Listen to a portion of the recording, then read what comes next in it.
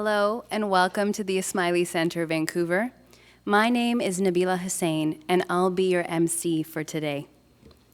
Before we commence, I would like to begin by acknowledging that the land on which we gather is the traditional territory of the Coast Salish peoples, specifically the shared traditional territories of the Squamish, Musqueam, and Tsleil-Waututh First Nations. Welcome to the first installment of the 2022 Onstage Speaker Series. For those of you here in person, welcome back. For those of you joining us virtually, and we thank you in advance for participating.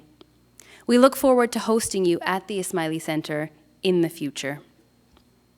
Before we continue, I'd like to cover a few housekeeping items. Please take a moment to ensure that your phones are on silent. Kindly note that this afternoon's session is being live streamed so that the event can be enjoyed by those at home. We request that you remain seated throughout the presentation so not to block any of the cameras. Additionally, the restrooms in the social hall are adjacent to the alcoves on my right and on my left. There are further washrooms downstairs. It is now my pleasure to commence this afternoon's event by inviting President Samir Manji of the Ismaili Council for British Columbia to offer opening remarks.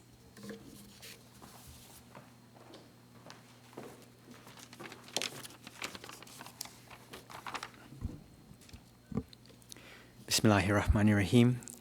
Ladies and gentlemen, distinguished guests, it is an absolute pleasure to be able to provide opening remarks for today's very special event. First, I would like to welcome all of our guests who are here physically at the Ismaili Centre, Vancouver, and also those who have joined virtually from across the globe for what I know will be a very exciting program. My gratitude also to the many volunteers working behind the scenes to make this event possible. We are very fortunate to have with us today members of the Aga Khan Museum leadership, including its CEO and director, Dr Ulrike al-Khamis. Prior to this appointment, Dr al-Khamis had been a key member of the Aga Khan Museum's executive and leadership team for 4 years, acting as Director of Collections and Public Programs since 2017.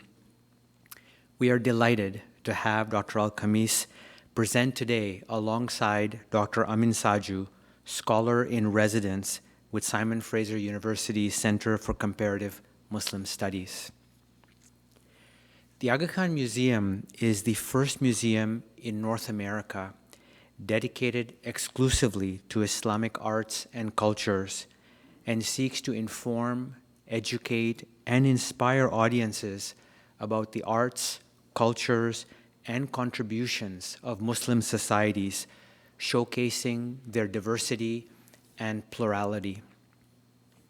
As we know, our country is home to several significant institutions and projects, including the Global Center for Pluralism and the delegation of the Ismaili Imamat in Ottawa, the Aga Khan Museum in Toronto, the Islamic Gardens in Edmonton, and the Ismaili Centres in Toronto and Vancouver.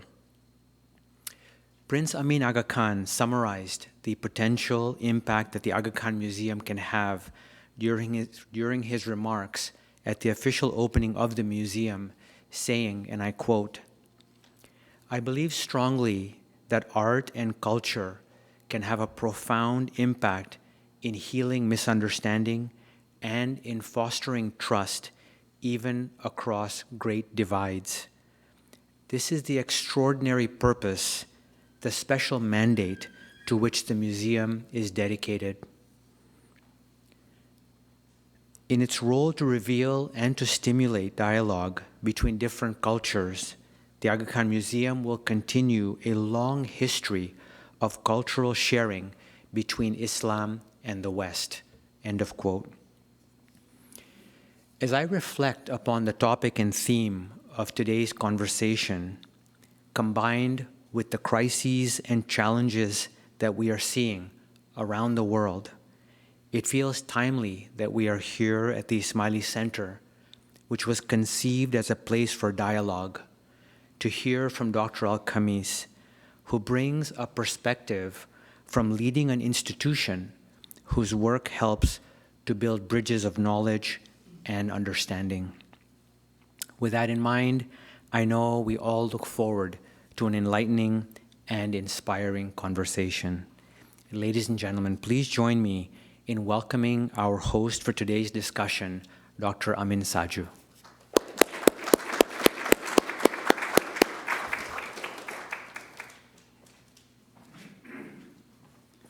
Well, you've been patient long enough, so I won't take up too much time before I get to our guest today.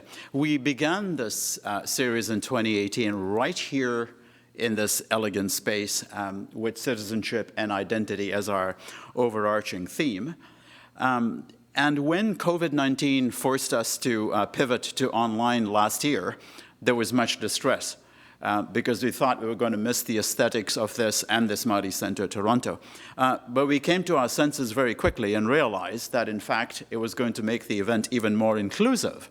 And we now, therefore, have a global audience for this particular series and today as well, and I wish to welcome them in joining us today. I think this is particularly appropriate given that our theme this year, under the Citizenship and Identity banner, is Islamophobia. If there is a global issue connected to citizenship, I cannot think of one more pressing than this. And I want to quote the great Canadian philosopher Charles Taylor, with apologies to my students who keep hearing about him from me, because of what he calls the social imaginary. And here is what Taylor has to say about it. A social imaginary is the way people imagine their social existence, how they fit together with others, how things go on between them, the expectations that are normally met, and the deeper normative notions and images which underlie these expectations, end quote. What I want to do in this series, in looking at the position of Islam and Muslims, whether here or anywhere else, or for that matter, any other minority, is to ask, how does it fit into what Taylor calls the social imaginary? In other words, not just about the law, whether it's federal or provincial, not just about public policy, whether it's on immigration or on where we have hospitals, but also our literature, our media, our cinema, and education. Now, Taylor also warns, quote, a person or a group of people can suffer real damage, real distortion, if the people or society around them mirror back to them a confining or demeaning or contemptible picture of themselves. And that, I think, takes us into the idea that an informed dialogue, not just a dialogue, but an informed dialogue is vital.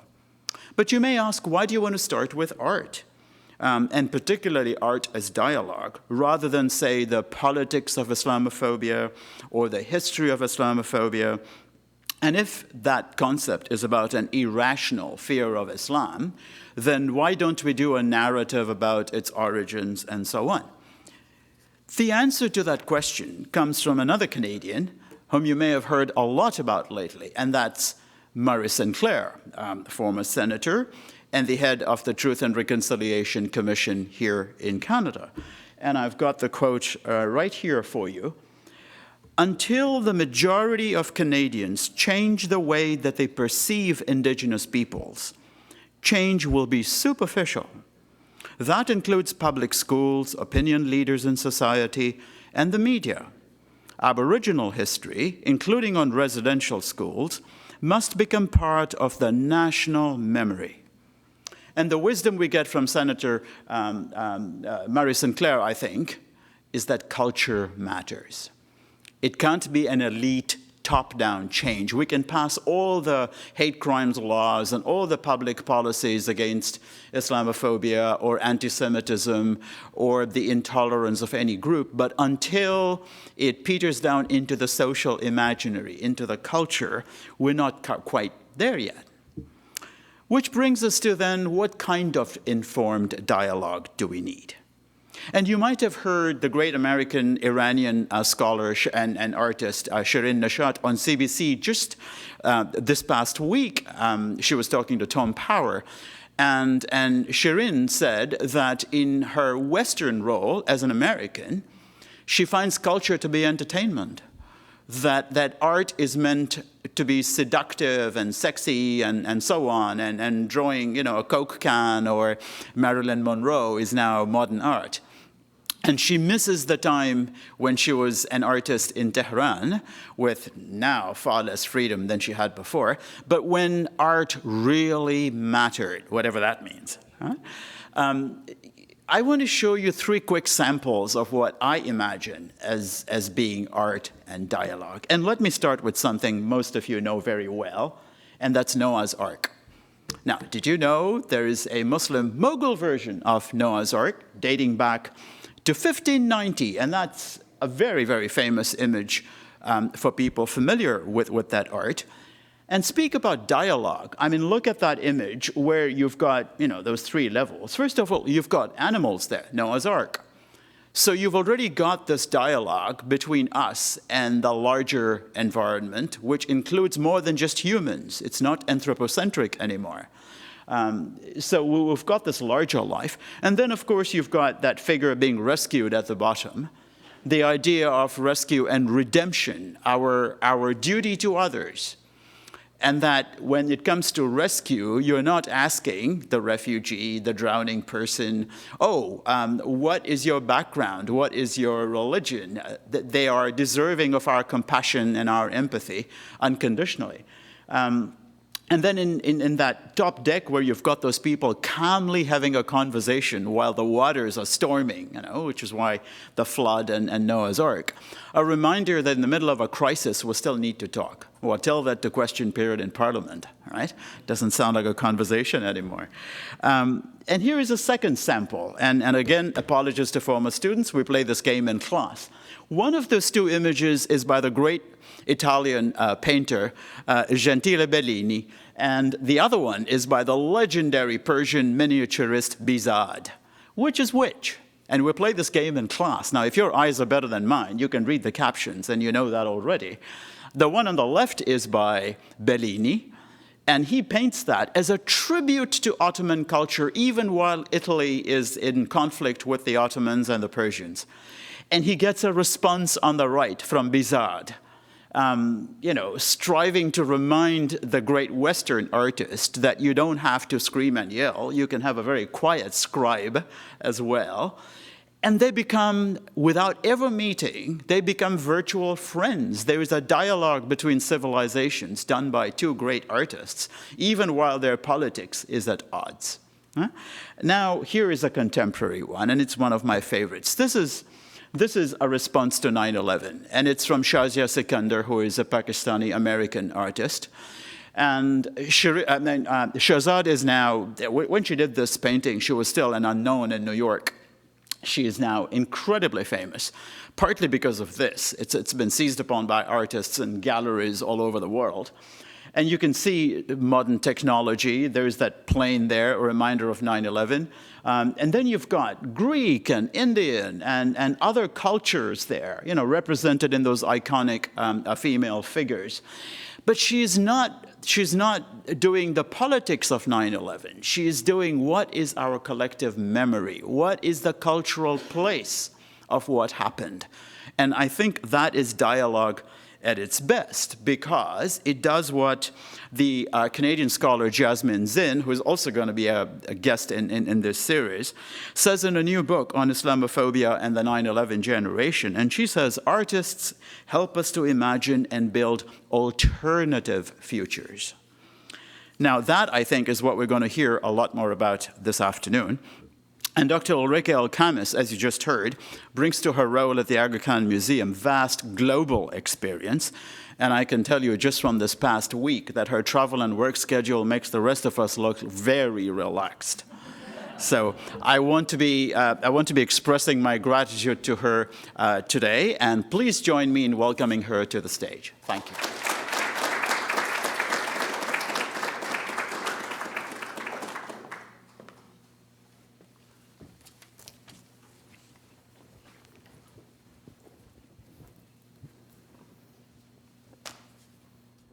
Okay, let's make sure those mics are working. So can you hear us all the way? And All good do you want to at my tap yours? end? Good. She's good? Yeah. All right. Thank you so much for being here and taking time for us to do this. I know how busy your Vancouver schedule is, never mind how busy you were before you got here. So let me get to it. Now, art is an open-ended idea, especially today. It involves a diversity of artistic forms, spaces, and artists. And people might think that when we say Islamic art, that we're talking about Muslim artists, Muslim audiences, and Muslim spaces. And even worse, that it's about the Middle East and religious spaces and themes dominated by male figures. Right? This stereotyping, what we call Orientalism, is pretty much off the mark, isn't it? Oh, very much so, and it is also very much more complex than that, because Islamic art is really in the eye of the beholder. When you ask a Muslim what they think about Islamic art, what that encapsulates for them is the art that serves the faith, that exudes the spirit of the faith, or that helps the ritual of the faith. So if we go to our first slide, if you look on the left, this beautiful tile panel in our collection in the Aga Khan Museum in Toronto would qualify to a Muslim as Islamic art. It shows a niche that probably would have been within a mosque in Damascus in the late 16th century on the left. And of course, in the center, it shows a lamp suspended with a calligraphic inscription with some enigmatic footprints underneath, and then the whole arrangement illuminated by candlesticks. And of course, the message that's encapsulated in this piece is not only in helping to indicate a special area on the wall in the mosque that gives you the direction towards prayer, towards the mosque in Mecca for prayer, but it also encapsulates very important markers about Islam as a faith. So any Muslim would immediately make a connection between the lamp and a particular verse in the Quran which talks about God as if a light that is in a lamp that is in a niche. Inscribed on it is the profession of Muslim faith, La ilaha illallah Muhammad Rasulullah. There's no God but God, and Muhammad is the messenger of God. And the messenger himself is referred to by these two footprints underneath, which symbolize his presence both as the spiritual leader and the leader in prayer, because he would have been the one originally standing at the front of the community and leading the prayer, but also as the figurehead, the ideal figurehead of the Ummah, the global Muslim community. So this would definitely qualify as Islamic art for a Muslim. But then the general understanding of Islamic art that we all have a kind of inkling about, even if we are not experts and don't know very much about, is a much, much broader definition that is actually an invention. It's an invention by largely Western scholars from the late 19th century, early 20th century onwards, that really encapsulated everything that was made in Muslim majority countries between the 7th century and the 19th century, from the Atlantic to the borders of China. That can include metalwork, glass, ceramics, textiles, works made by non-Muslims for Muslim and non-Muslim patrons, and also includes things like miniature paintings. And of course, in devising this term and also the discipline, these connoisseurs, scholars, and enthusiasts established a field in their image. So using Western-centric parameters and taxonomies, and thereby also giving emphasis to aspects of the arts of the Muslim world that reflected more Western predilections and interests than the reality within the Muslim world itself. And a particular example of that is miniature painting. So miniature paintings and images in general have always played a part within Muslim cultures, but a very discrete and a very specific role, and always really in relation to specific contexts. So on the one hand, there was this prioritizing of an area of art that was very much more discrete when seen from within. And at the same time, the same scholars also made popular the notion and the misconception that images are forbidden in Islam. Yeah. So these two problems we have were actually created by Western scholars. And it's totally contrary to the evidence. There's no shortage of images in Muslim art. Absolutely. From the beginning. Absolutely. Right? And still you have this. And it's a very complex issue, but when you go back to the religion itself, to the theology itself, because Muslims always refer, of course, in the first instance to the Holy Quran itself, understood by Muslims to be the word of God, and the example of the Prophet. So now in the Quran itself, there's nothing that says that images are forbidden. Forbidden is here also a legal term. It's not just a general definition. So there's nothing that says images are forbidden. But what is stated is that idol making, anything that would invite inadvertent worship of anything other than God Almighty Himself, has to be avoided and is, regarded with suspicion. Because it competes with the role of the divine as the creator. Yes, that too, but also humanity cannot assume or act with such arrogance that they would ever be able to create an externalized visualization of the eternal divine. Right? So, and then when it comes to the Prophet, there are many different traditions related to him that contradict each other. So that is where the problem already starts. So on the one hand, he objected to figural curtains that his wife wanted to put up, but then he also said, if you use figural textiles to make cushions that we sit on, then that's okay. So there are all sorts of different traditions, but fundamentally the complexity actually around this issue started as different Muslim cultures and their theological discourses evolved in different schools, in different sects, in different geographic areas of the Muslim world. And then it becomes very, very complex. But bottom line, in summary, there are images and they are used in very specific contexts. And they often can tell us a lot about the realities of the Muslim world as well. And that is why I brought the second artwork from our collection, because this miniature painting in one go tackles a lot of the stereotypes that people might publicly have. So first of all, again, we have an image here from early 19th century Delhi in India. And of course, most people think that the heart or the beating heart of the Muslim world is in the Middle East, which it isn't at all, because when we look demographically at where that actually is now, India has the third largest Muslim population in the world and the largest Muslim minority population. The largest Muslim country in the world by population, Indonesia, followed by Pakistan.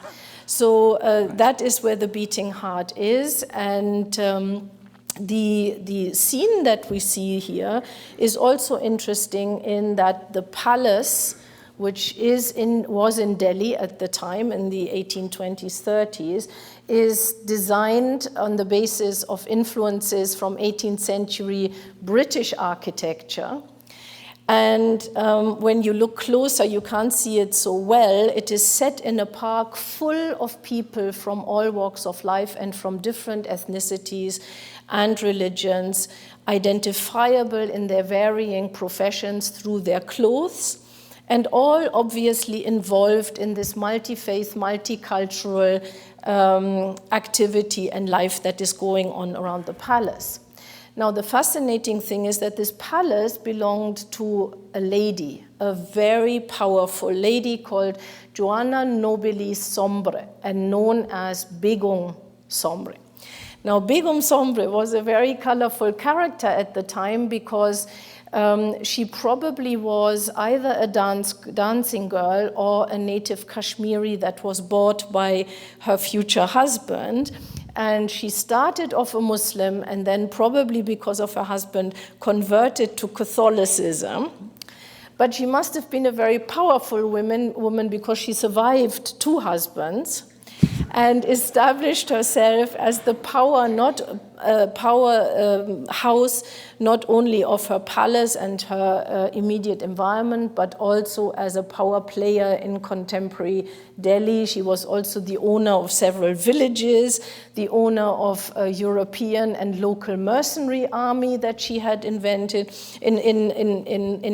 from her husband.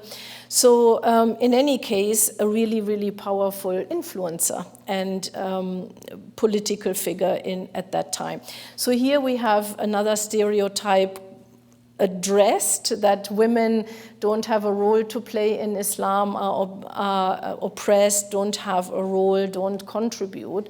And of course, throughout Muslim civilizations, through time and space, there have always been women that have contributed at all levels of life. I mean, I'm just back from Bahrain, and there is one of the female sheikhas of the royal house who is single-handedly looking after the restoration of the old areas of the capital and promoting artists and poets. So this is not a new thing. It's always been. No, it's certainly not a new thing. And I was reminded of Roxolana, the wife of Suleiman the Magnificent, who, after his death, basically runs the Ottoman Empire, and decides who the successors will be. I was going to ask you about the relationship between secular and sacred, but you've already covered that essentially what we think of in Western terms as secular spaces and sacred spaces, and the separation of the two is the result of Western modernity. Even in the West, you didn't have that distinction in the pre-modern period. But I want to move on to this idea of the environment, because climate change is top of our minds now.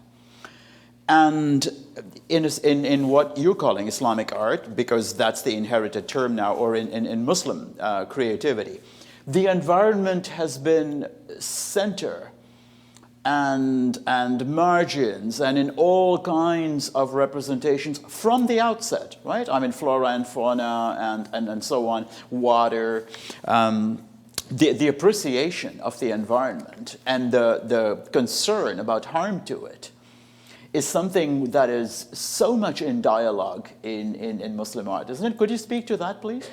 Yes, absolutely. And again, it comes from the faith, the principles of the faith, from the Quran, from the example of the Prophet themselves, because in the Quranic understanding, humanity is on this planet to act as stewards of the creation. And they have a particular responsibility because they are the only manifestation of living beings that has a consciousness and therefore can be held accountable. But it is absolutely understood that all the other life forms that we have, whether it's flora or fauna, all have their own life structures, their own infrastructures and systems, and their own languages as well. So when it came to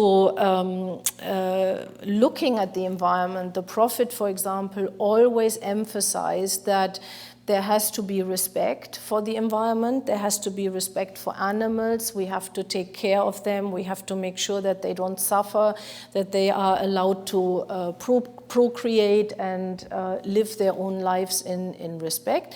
And when it came to certain natural phenomena, like for example water, there was actually, and there still is in many parts of the Muslim world, legislation that ensured that water was shared respectfully, wasn't wasted, and was also available to all members of the community on an equal footing. Especially in a dry place like the Middle East. Absolutely, absolutely. So when you go to some places still like parts of the Gulf or Oman, for example, Yemen, they still have traditional water sharing systems where at particular times of the day or the evening or the morning, a particular part of the community gets the water directed to their fields, and then the channels are closed and the water flows to other fields.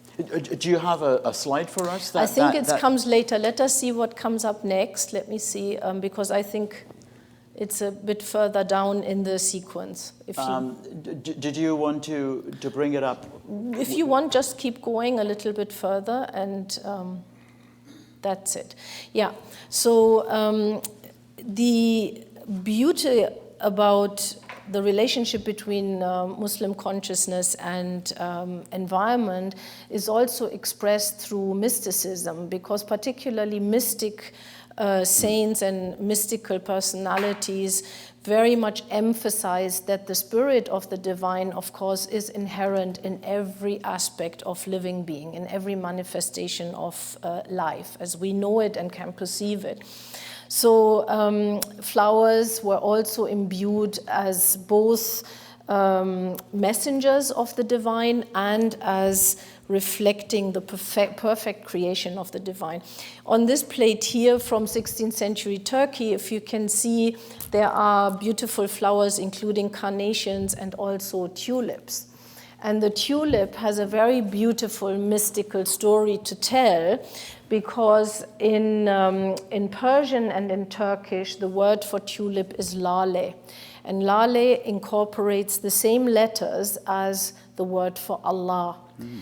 So there was already this immediate connection, but the tulip in its shape and also particularly in its red manifestations was seen as the ultimate lover of the beloved, who would sacrifice itself in order to unite with the divine. So the tulip botanically, of course, originally comes from Central Asia, but then moved into Iran and Iraq, and we know by the 12th century it was already both cultivated and revered. And then by the 15th century, 16th century, it becomes a complete obsession in the Ottoman Empire, which was ruling, of course, large parts of Eastern Europe as well as the Middle East and parts of North Africa. And then in that culture, it was a cultural sign of sophistication if you were involved in tulip cultivation, if you had a tulip garden, if you wrote tulip poetry around your garden, and also if you were involved in tulip collecting and trading.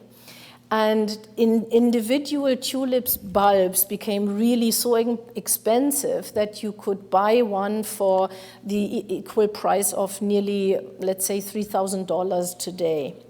And then from the Ottoman Empire, it was an Austrian ambassador who brought bulbs to Europe, and from Austria they then traveled to the Netherlands. So that is how the Netherlands got the tulips. The tulip mania. Yeah, absolutely. And by the 17th century, the Dutch were the mass producers of tulips, which they then re-exported to the Ottoman Empire, who had such a demand that they couldn't keep up with their own cultivations. So you can see that, the delight in nature and the spiritual contemplation of nature is something that can start somewhere, but then can make its way across different cultures and become embedded in their own cultural and perhaps also spiritual understanding and communing with nature. Now, you've sketched a very cosmopolitan picture of whether it's tulips or whether it's the environment at large and so on. And here in the West, we think of this idea of cosmopolitanism, of learning, as something that emerged from the Renaissance and the secularization of modernity. But as we saw, this distinction between secular and sacred is very much a Western invention. So could you say something about how this idea of learning in Muslim tradition crosses the line. In other words, it's not a secular monopoly.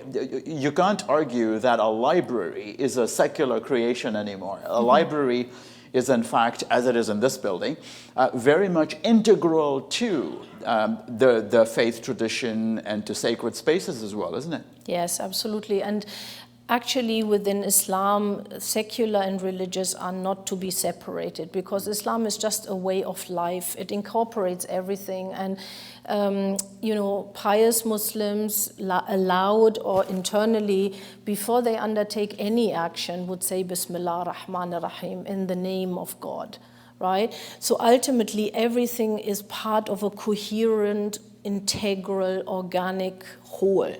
So again, when it comes to learning, the very first command in Islam, in the Quran, in the revelation that was given to the Prophet, is Iqra. And Iqra means read. So from the beginning, the Quran really asks believers to further their knowledge, to read, to learn.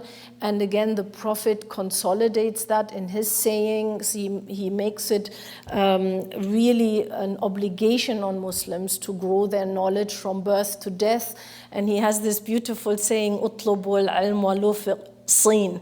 Look for knowledge even if you have to go all the way to China. China, yeah. So, and the reason for that is that on the one hand, of course, the more you grow your knowledge, the more humble you become in faith in the face of the incredible, perfect creation of God and his universe. And this was before China had a Muslim population, which it had much later. So he's looking outside the Muslim world for knowledge. In other words, it is truly cosmopolitan. Yes, and of course Muslims, at the time the Quran was revealed first, were not isolated. You know, they had international trade relations both up to the Mediterranean, to the Red Sea, to India, to Persia, and they were well aware of other cultural and religious traditions and even the material culture that came with it. So learning is inherent within Islamic traditions. Yeah. I want to move on to aesthetics. This space we're in today, and your working space in Toronto and so on, even if they are spaces which are meant for community prayer or community gatherings, somehow it's not enough to be functional. They also have to be beautiful. They have to have a courtyard. They have to have fountains, and they need to have running water and soothing sounds, and they need to be welcoming, and they need to have elegant windows and mashrabiyah, the very fine beehive-like formations and so on.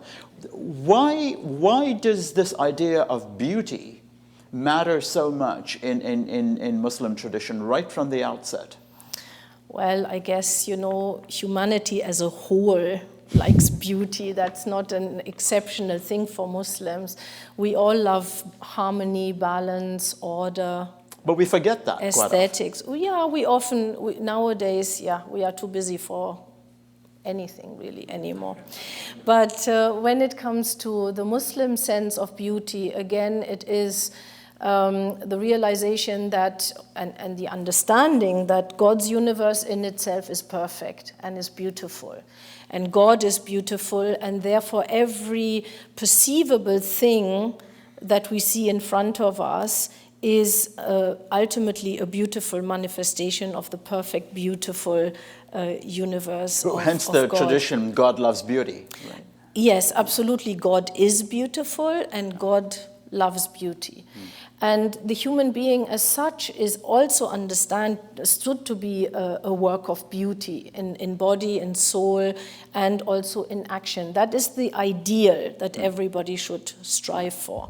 So when it comes to making art, and again, imagining a Muslim mindset in embarking on this activity, it is both an attempt to create something beautiful in the context of the beauty of the universe, but also it is, in a sense, an act of worship, an act of realizing that that creativity that one is able to apply is a gift from God and is actually, to some extent, perhaps even God acting through your hand or your voice or whatever it may be. So a great singer's voice, out of humility, is attributed to a divine gift. Absolutely. And I have a miniature painting I just wanted to show you if you go back a little bit, because sure. That's one there. If you look at this fantastic miniature painting from the Book of Kings, a very famous manuscript made for Shah Tahmasp, a Persian Shah, in the mid-16th century, you have to have a very close look at it. But if you immerse yourself in it, you will see that everything is in complete harmony, balance, and interaction and interconnectedness. You see the architecture at the heart, because you were mentioning, you know, the architectural features and the search for beauty and harmony in architecture. But here this miniature beautifully brings together how that harmony does not only apply to the built-up environment, but it also absolutely incorporates every aspect of human life, and again, in interaction with the environment and with nature. Now, clearly from what you're telling us, that whatever the power of material culture, spirituality, beauty is not just physical beauty, it's the beauty of the interior as well, right, in the larger sense. And I want to connect this to indigenous art, which particularly emphasizes spiritual values. And I know that you are passionate about the museum's connection to its indebted relationship with indigenous lands, whether it's here or in Toronto. Could you speak a little bit about the relationships that we have between the spirituality of indigenous traditions, including artistic ones, and Muslim spirituality and Muslim traditions? Absolutely. Again, it really comes down to the relationship and with the divine, and the realization that the divine really is all of us and is all around us. And within that, then, our relationship with the environment, with nature, and with all living beings in harmony. And of course, across all the differences, across all the different experiences, but when it comes to Muslims and indigenous peoples in Canada, for example, we do all share the land.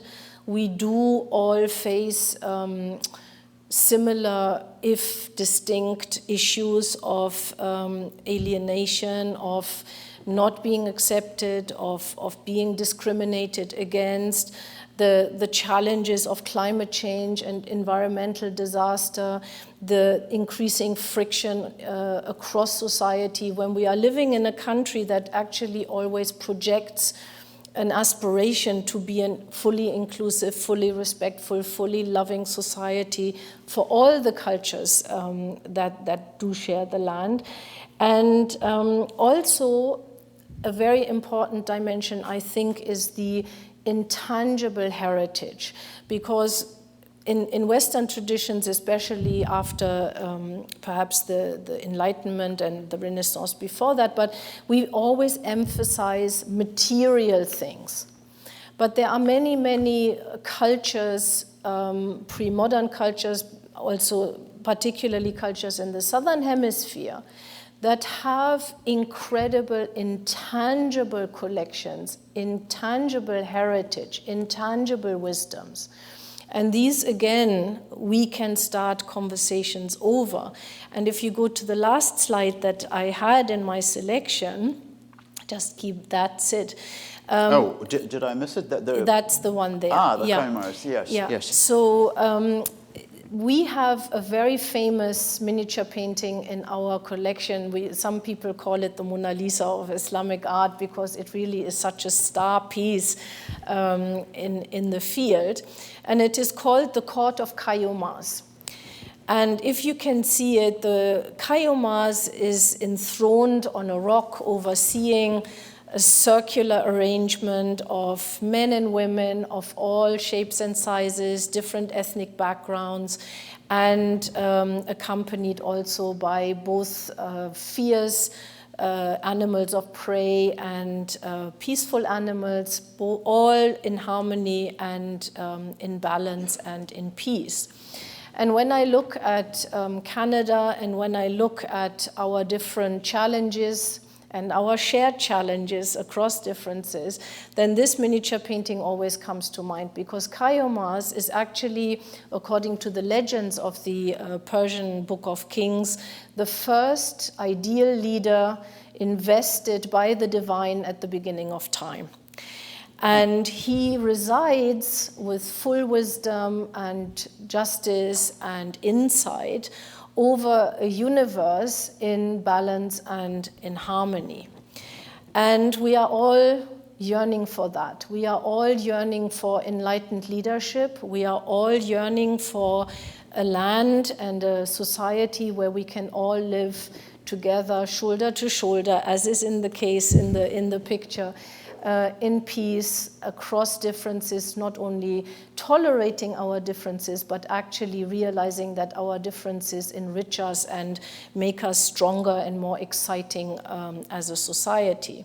But there's also tragedy in this miniature painting, or let's say impending tragedy, because on the left, right next to the ruler, is the angel Surush, who has come to warn the ruler that the evil, personified as Ahriman, is out to kill his son, Siamak. So we have catastrophe looming, but it hasn't occurred yet. Like climate change? Can we still stop it? There's still time. So here's this moment where there is still hope and opportunity, and for me this is an amazing reminder of there is still time, but we have to seize the moment, and we have to stand shoulder to shoulder against the evil that is threatening all of us. Well, there's the alternative futures that Jasmine Zinn was talking about. Now, you mentioned this is the Mona Lisa of your collection, and it's funny you should use that term, because here is a hint of what I'm going to ask you about. So there's the Mona Lisa at the Louvre in Paris, which you can hardly see. I mean, she's hidden there. Look at the crowd there. And that brings me to a very angry comment by a New York Times critic recently. And he said, you know what? And I'm going to quote him. That painting is, quote, a security hazard, an educational obstacle, and not even a satisfying bucket list item. It's time the Louvre moved it out of the way, preferably into the basement. Now, here is what bothered him. He was saying social media has changed everything. Images are everywhere. Digital images are everywhere. How does serious art, a stunning rug like this, how does it compete with this plethora of images around us? And does that not present a problem to an art gallery or to a museum like AKM? In other words, people are now bombarded with images. What's the role of the museum in getting people not to just, look at the camera and get photographed like that? And he was angry, the New York Times critic, that people really wanted to be seen to be near the Mona Lisa. They weren't looking at the Mona Lisa. They wanted all their friends on Twitter or whatever to actually see they were there, and they got the shot. And he was saying, you might as well get a shot from Google. You don't need to go to the Louvre, and you wouldn't even be able to do this now because of COVID. So here's what I want to ask you. How do you now see the role of AKM in light of this, the competition we have from images? And out of that, what is it that the museum can say to us as people in Toronto or Vancouver or Canada about our public citizenship, our relationship that art is telling us about, that the museum is telling us about? It's very easy. It's all about image. Image, if you think about it, has two meanings. There's the image, which is the picture. And then there's the image we want to project, our picture wants to project. The image we want to communicate to others, the image we have of others. And that's where we come in. Our job as a museum is to project a positive image about the creativity, the achievements, the contributions, and the diversity of Muslim cultures across time and space. At the same time, it is about projecting a positive image with regard to the possibility that we share more than that divides us. And actually ironic that you should ask me this question, because we are just about to open an exhibition at the museum which is actually called Image ? The Power of the Visual. Well, I believe you've got it for us right there. Yeah. And it is all about trying to bring our consciousness back a little bit to the meaning and importance of images, and for us to reflect on that images are never made without a reason. Even when you take a quick smartphone picture, and the average smartphone can take 275,000 images, every time you take a photo and you send it, there's something you want to communicate. Every time you receive an image, somebody else wants to communicate. And we need to recover that awareness of this communication, because they can be both good and bad. So in the exhibition, for example, we are looking at image and power. World cultures across have always projected power through images. You know the guy on the horse?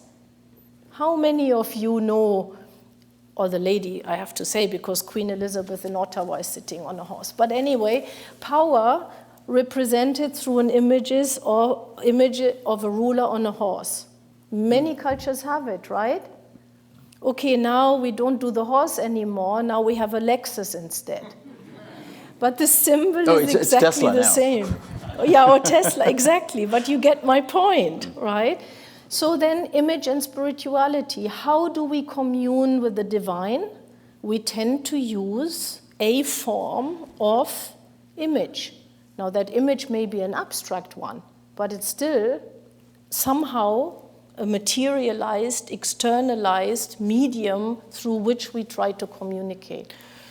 Values and ideals, identity and self, all of them we communicate through images. And then, on the right you can see one of the a detail of one of the contemporary artworks that we will have in the exhibition. And at first sight, it looks like a sepia image, and it's actually one of the French pioneers of photography active in the mid-19th century. But when you look closely, the image is actually made up of hundreds of thousands of contemporary colored selfies. I just saw that on her cell phone. Can you see that? So it's actually a whole collection of miniature images that makes the larger image. It's not easy to see at a distance, but extraordinary. Yeah. And the message here is that even though selfies, of course, are very seemingly solitary actions, but we actually, through our selfie, want to connect and again want to communicate something of ourselves to others. And that's an instinct that goes back 150 years to the very invention of the camera, and of course even further back in history when so much more effort still was extended to creating an image, a painting, a sculpture, whatever it might have been, a miniature painting. That's marvelous. You've shown us so many images which I think require closer contact, and you've got a strong digital presence for the museum. Will some of this be available for those of us who can't go to Toronto? Yes, yes. you are going to make this available on your website, yes? Yes, I think for several years now, all our temporary exhibitions have been available as virtual walkthroughs. So this one too will have a virtual walkthrough available and a website as well where you can explore more. Wonderful. I think we need to get our audience in here. So Nabila, you want to kick us off on the Q&A?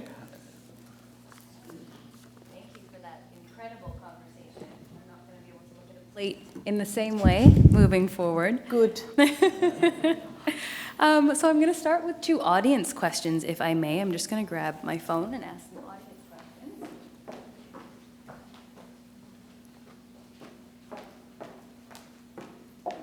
As you know, we have a virtual audience wanting to ask you many questions. So the first I have is, if art now serves as such a strong platform for dialogue in response to Islamophobia, does this require Muslim artists in particular to make socially or politically relevant art? Do they need, in a sense, to create responsible art as representatives of their community rather than doing their own thing? I think an artist always does their own thing, especially nowadays in the contemporary world. And an artist always wants to communicate. What that artist communicates really depends on their preoccupation. What is it they are most concerned about? So now there will be, if you are talking specifically about Muslim artists, there will be Muslim artists that just really want to communicate their faith and commune with the divine through their art. And that's perfectly fine. And then you will have artists who want to communicate in dialogue with bigger issues that are out there, but might like to bring in their own Muslim identity and convictions, and that will reflect in the artwork they are doing.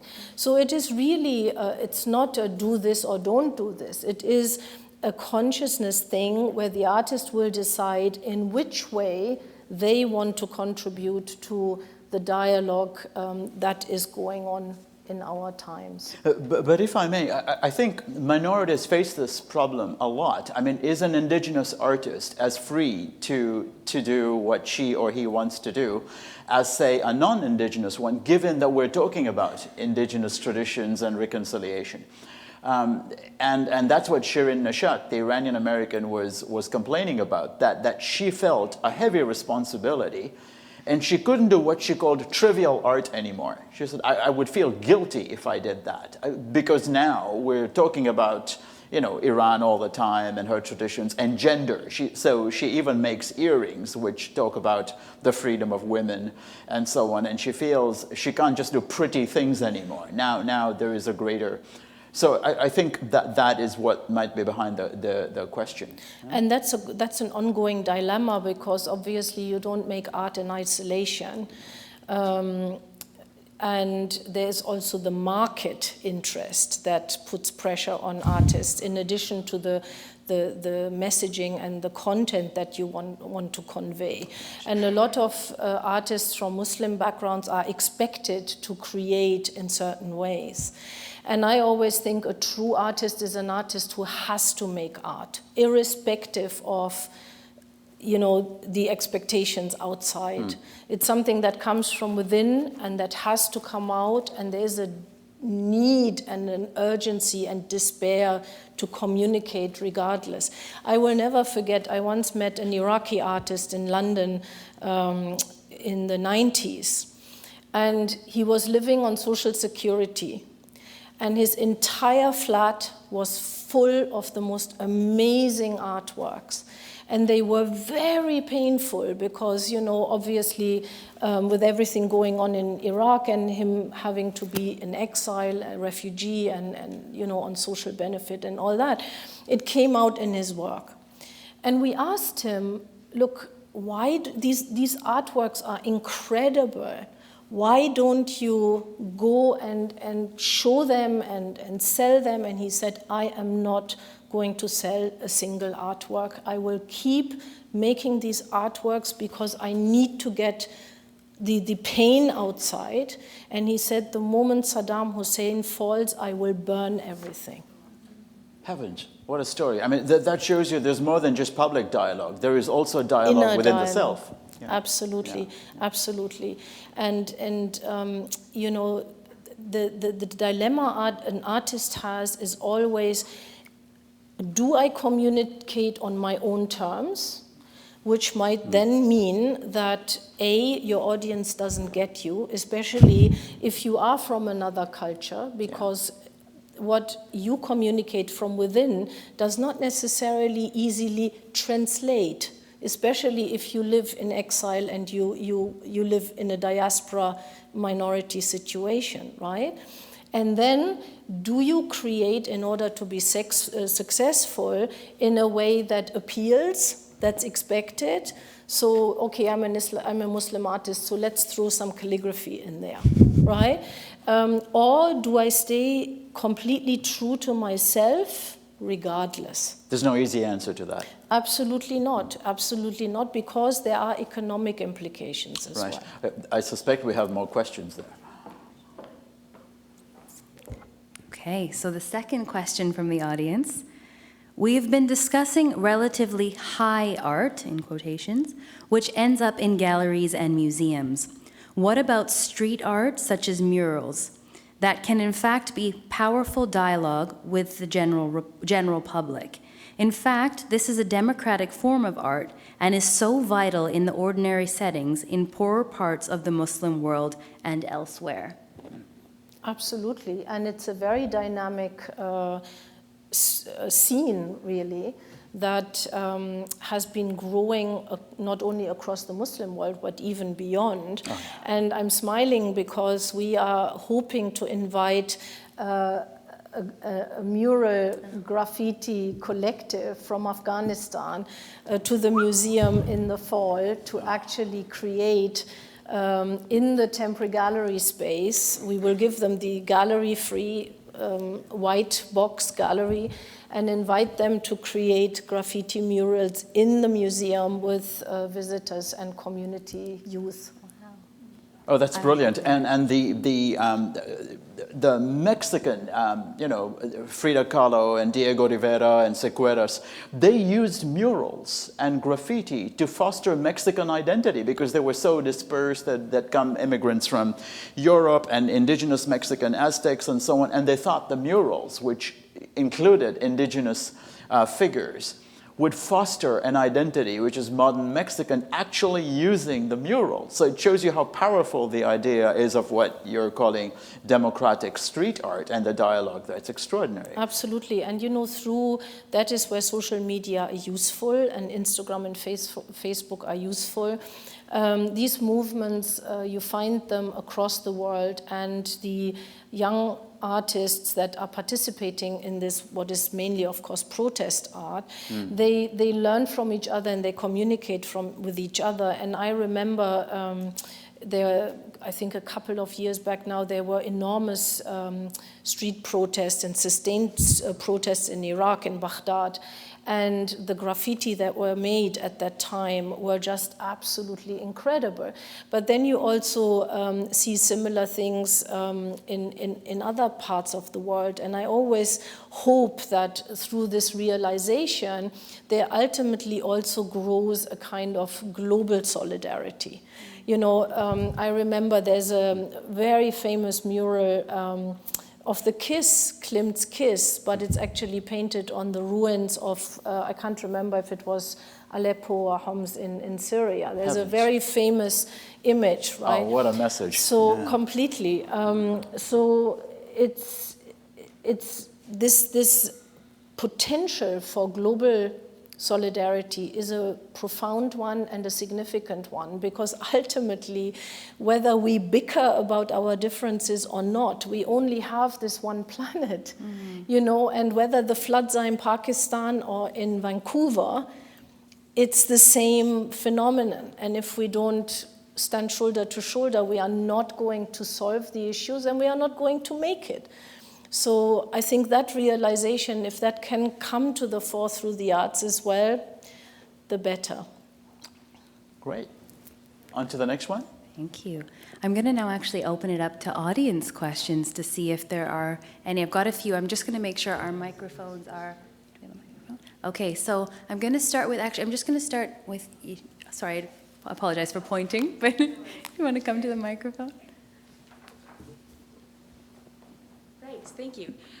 So I'm interested in the idea of progress and hope, and I think that this exhibit itself is such a beautiful instance of movements towards reconciliation. And I'm wondering, in your work specifically, what instances or moves have you seen towards this movement of standing shoulder to shoulder? On the point of reconciliation, we, as a concrete example, when we had the first commemorative day in September for reconciliation, National Day, we actually hosted an indigenous artist at the very heart of our permanent gallery. And she was reciting and drumming on an artwork that was made by two Torontonian artists called Rust Garden. And Rust Garden was a big pile of rusty steel letters that signified every single element of one of the famous Canadian novels. I can't remember the name, it's gone, but that talks about Canadian identity. And at that time, of course, in the 50s, it was only either English or French. There was no other acknowledgement of identity. So these two artists took this novel physically to pieces. So every single letter, full stop, exclamation mark, colon, is there as a rusty steel element. And it looks like a sandpit, and the visitors were invited to literally pick up the pieces and rewrite their understanding of Canadian identity today. So this artist came on the National Day of Remembrance and recited and drummed on this artwork at the heart of our permanent collection. We are also looking at finding a student and working with York University, Ryerson University, to examine our site and who lived on our site before the museum came, taking it through the historical strata. And then we are hoping to develop an app out of that so that when people visit the site, they can actually, through virtual experience, hopefully engage with, let's say, a little Mennonite farm that might have been there, or an indigenous settlement that might have been there, or migratory path that might have moved to the butter shoe factory that was there before we came. So again, emphasizing that our strata are all interconnected. So we are increasingly looking at enabling the indigenous conversation within our museum. And actually, we had an indigenous lady not so long ago, and she came and she said, our people have a, how shall I say, an expectation, a saying, that one day our land will be settled by many different cultures. And she said, when I come to your museum and I see your permanent gallery, I see this right here in front of me. So there are so many connections that we have, and we are hoping to continue building on them and consolidating that to make the museum really a place for intercultural dialogue and coming together, which ultimately is beyond reconciliation, right? Yeah, that's dialogue across time and space when you're looking at layers, right? Yeah. And what the lady had to say, it's very moving. The idea that when she sees the art, she actually sees people and sees the dialogue there. Thank you, Caitlin, for that. Caitlin's one of my students. I'm delighted to have her here. Thank you. Shiraz. Thank you for sharing your knowledge, especially about indigenous people. My question is, we often compare secularism with religious identity. My question is, in our education system, we are very much divided between scientists and artists. And when I hear, in Africa, I used to hear the word, I'm studying art, means drawing and so on. But here, when somebody says, I'm studying art, I'm studying history and geography. So do you see any polarization between the way scientists look at art versus art, non-scientists, I would say, who look at art? Because a lot of, when I did my high school, a lot of idea was that scientists became engineers or bomb makers, or whereas the art people went for peace or poetry and so on. So do you see any contradiction? And does your museum invite army officers to come and look at the art so that they can learn something about peace? Right, thank you for that, Shiraz. Thank you.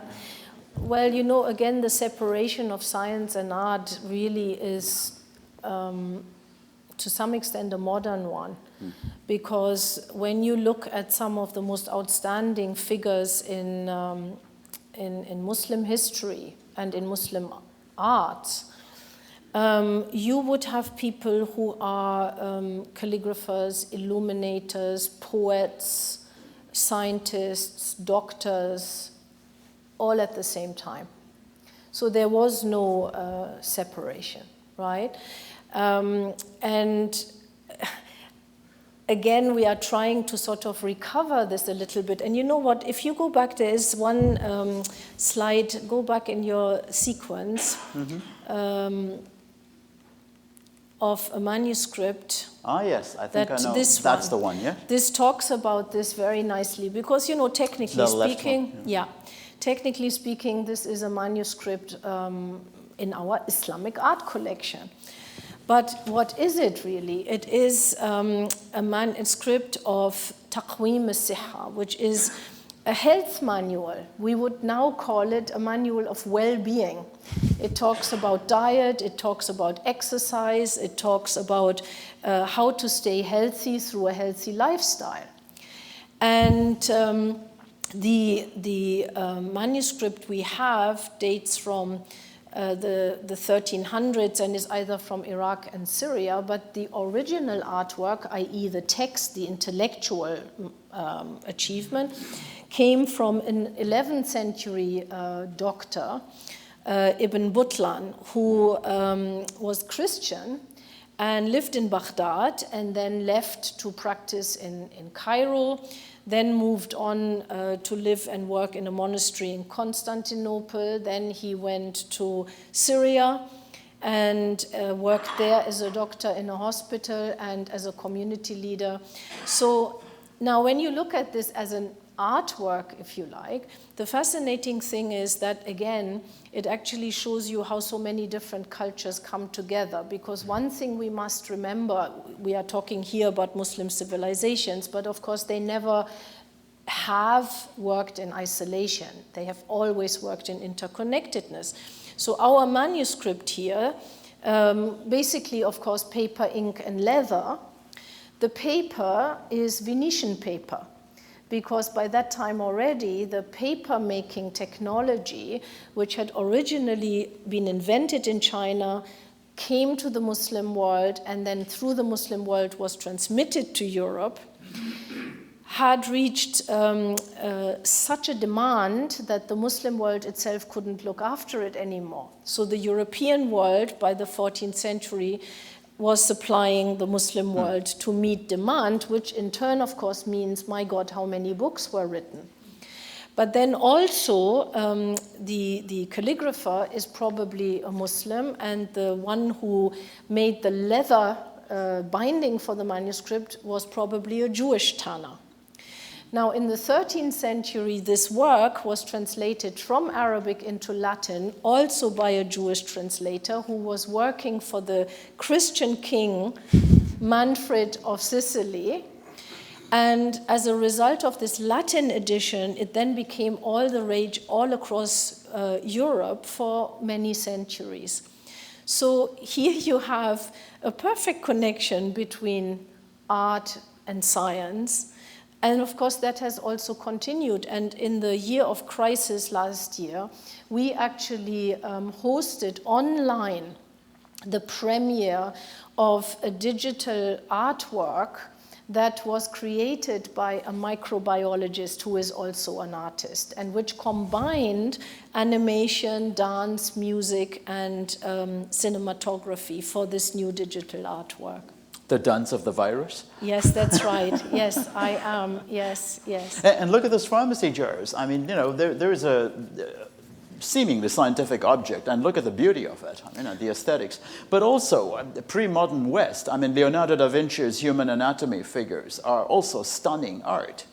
The first drawings, you know, and they're meant to be scientific, the muscular architecture and all that. But again, it shows you how the separation of science and the secular is so artificial and contrived. And Leonardo da Vinci wouldn't have been ever able to do some of his work without his knowledge of Arab scholars and scientists, like, for example, Ibn al-Haytham, who is the father of modern optics. No contact lenses without Ibn al-Haytham. Yeah.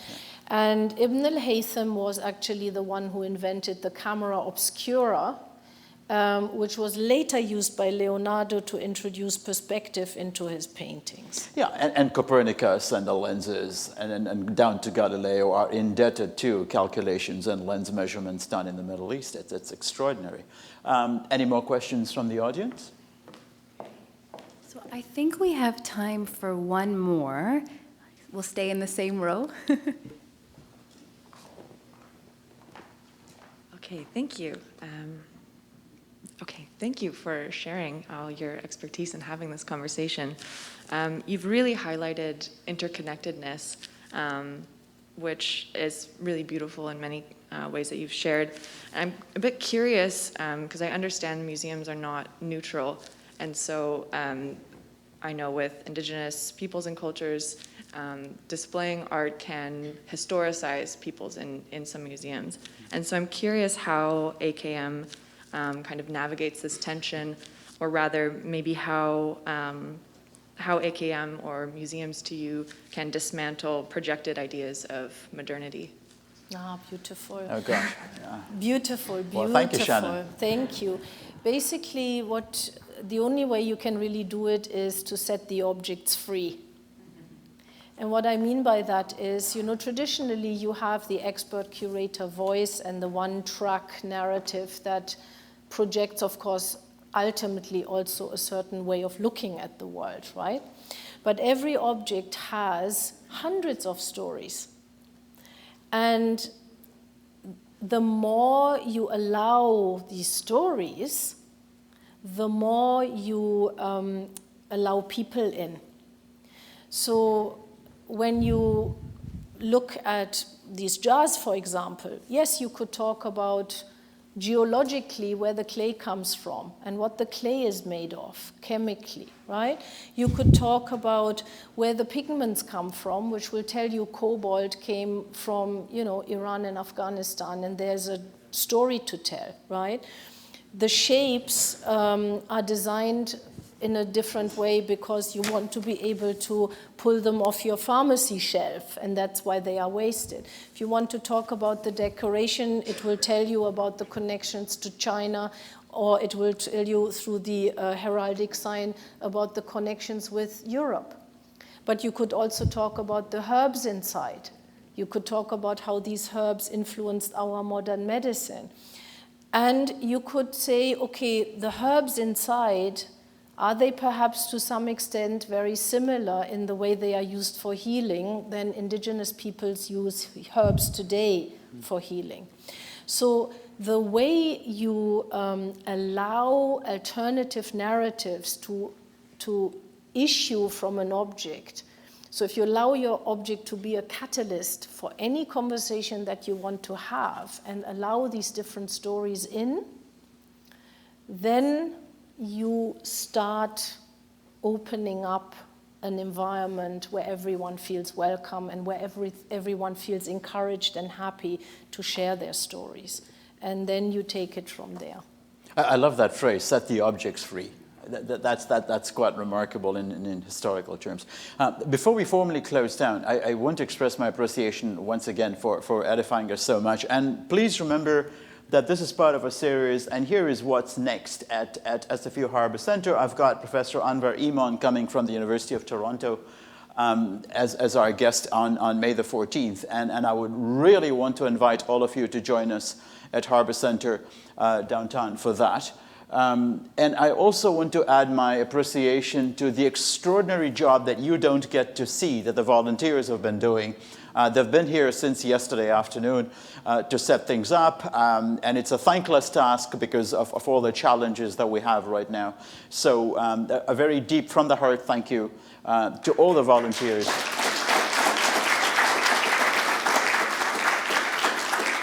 And the skills which they bring to what they're doing to set this up is quite extraordinary. So thank you, and thank you all for making the time to join us here today. So over back to you. Thank you very much, Dr. al-Khamis. Very good. And Dr. Sajoo, I have been practicing all afternoon. I'm now going to hand the podium over to Professor Adil Iskander, the director of the Center for Comparative Muslim Studies, for closing remarks.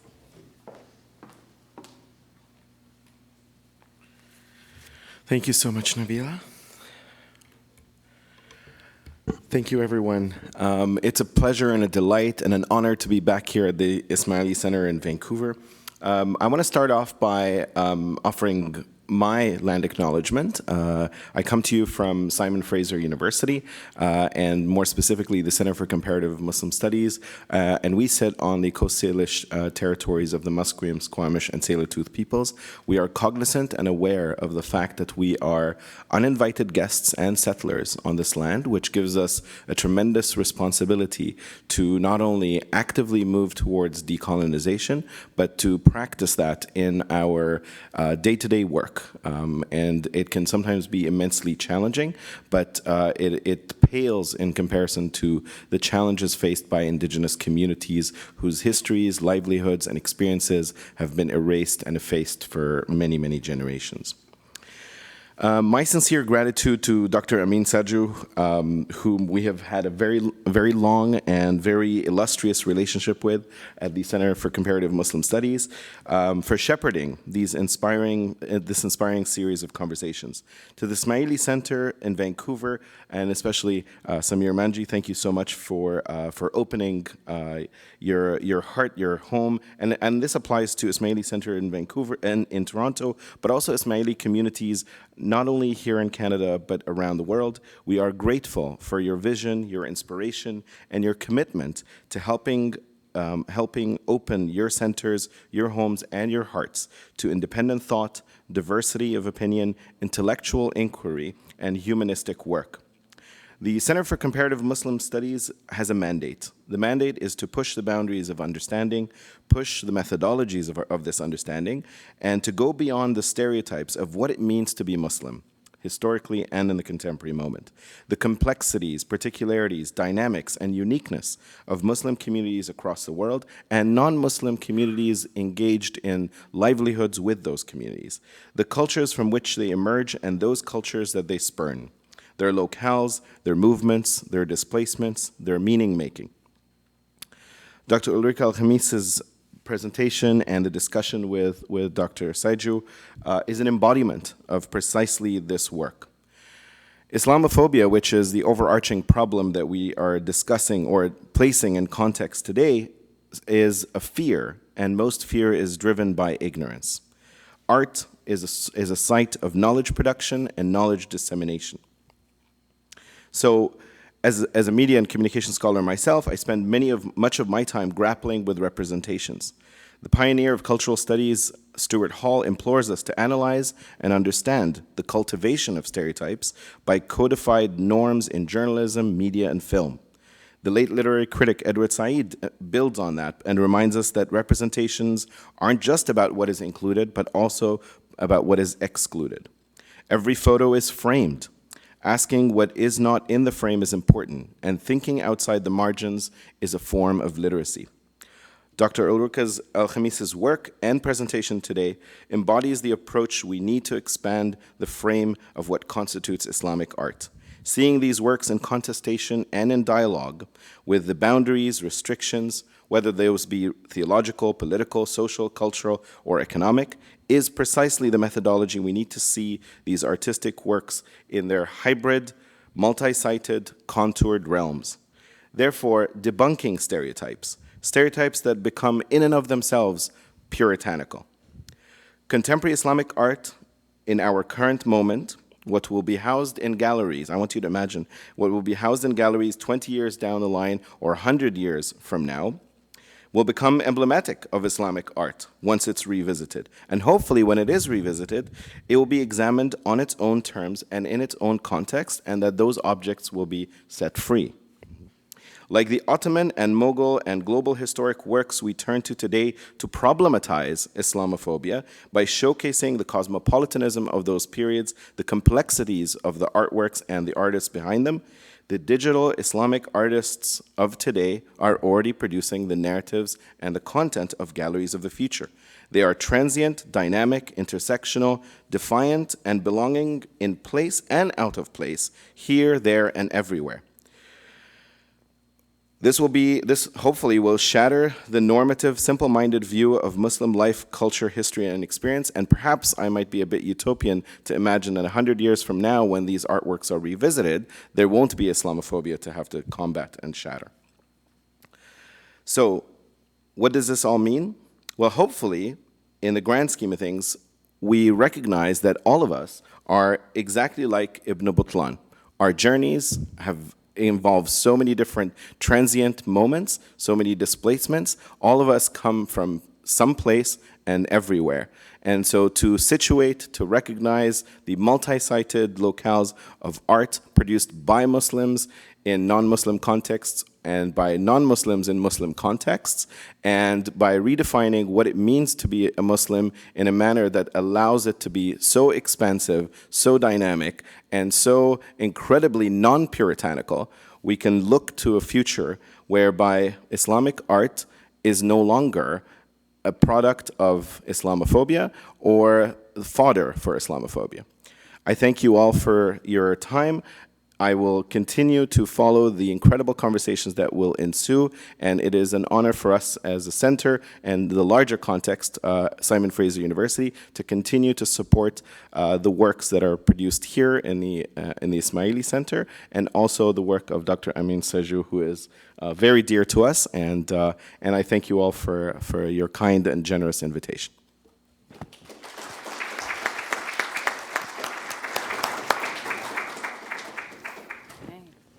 Thank you, Professor Iskander. On behalf of the Ismaili Centre Vancouver and Simon Fraser University, I'd like to thank you all for joining us in person and virtually for the first installment of the 2022 Onstage Conversations series. We hope to see you again for the next 4 events. Before we close, 2 final notes. For those of you interested in a tour of the Ismaili Centre Vancouver, please see Zara at the back, and we'll have that tour commencing at 1 p.m. Also, upon closing, refreshments will be available. We encourage you to stay around, socialize a little bit, hopefully get some time with Dr. al-Khamis. Thank you very much for your time. Inshallah, we'll see you soon.